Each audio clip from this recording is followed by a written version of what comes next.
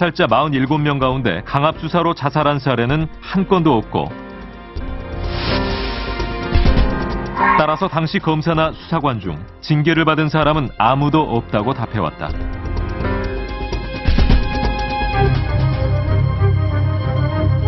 한국 검찰의 역사는 일제강점기로부터 출발한다. 당시 일본은 본국과 달리 조선의 검찰과 경찰에게 판사의 승인 없이 구속, 체포, 압수, 수색할 수 있는 특권을 주었다. 한국의 검찰의 출발점이라고 할 수 있는 식민지 일제시대 검찰 자체가 매우 비대하게 강권적인 검찰의 모습을 갖고 있었다. 민족운동 탄압의 법령들을 만들어내고 집행하고 운영하고 또 법원을 통제하고 이런 모든 곳에서 이제 검찰이 전면에 나서고 있었죠. 해방이 되자 이런 검찰을 바꿀 기회가 찾아온다. 미군이 영미식으로 수사권과 기소권을 분리하는 정책을 추진한 것이다.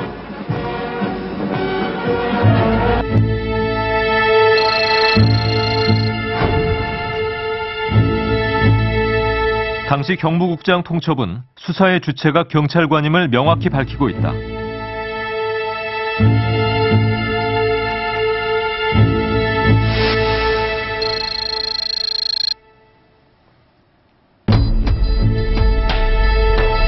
반면 검사의 주 임무는 재판 시 공소 유지이지 수사가 아님을 밝히고 있다. 그러나 미 군정이 끝나자 이 정책은 힘을 잃기 시작한다. 일제강점기 부역의 상징인 순사로 대표되던 경찰에 수사의 전권을 맡기기엔 시기상조라는 주장이 받아들여졌다.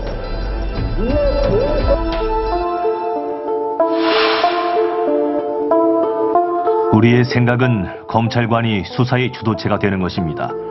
그러나 영미식 형소법이라는 것은 그렇게 되어 있지 않습니다. 장래에는 우리나라도 조만간 수사권하고 기소권하고는 분리시키는 방향으로 나가는 것이 좋겠다는 생각을 가지고 있습니다. 이론적으로 말하면 아까 엄 의원이 말씀한 바와 마찬가지로 수사는 경찰에 맡기고 검사에겐 기소권만 주자는 것은 법리상으로선 타당합니다만 100년 후면 모르겠지만 결국 대한민국의 입법자들은 한시적으로 검찰 우위의 사법제도를 선택하게 된다.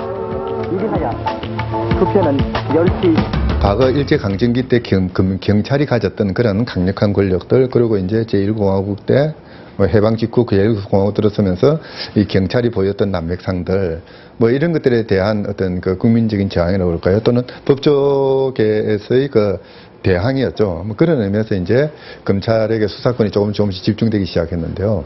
대모대의 주력들은 동대원 밖으로 밀려가 고려대학교에서 밤을 새웠고 하늘을 저주하는 탄식. 1961년 당시 박정희 국가재건 최고회의 의장은 남북대치 상황을 내세워 군의 주도를 천명한다.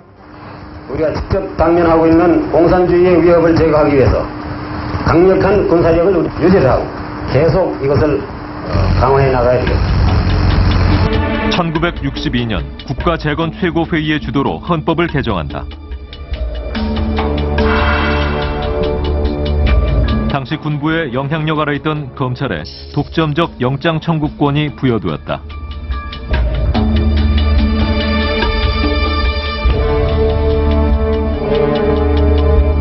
당시 간첩 검거 등 공안 업무는 중앙정보부에서 주도했다.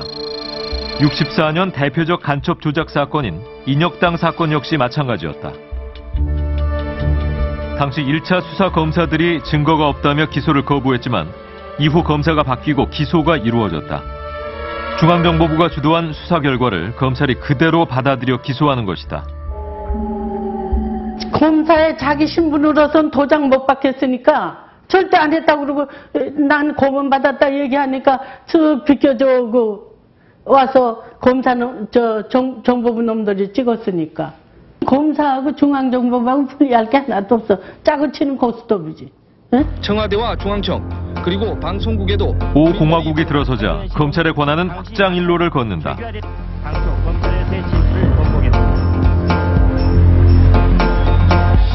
81년 검찰은 대검찰청 산하의 중앙수사부를 신설하게 된다.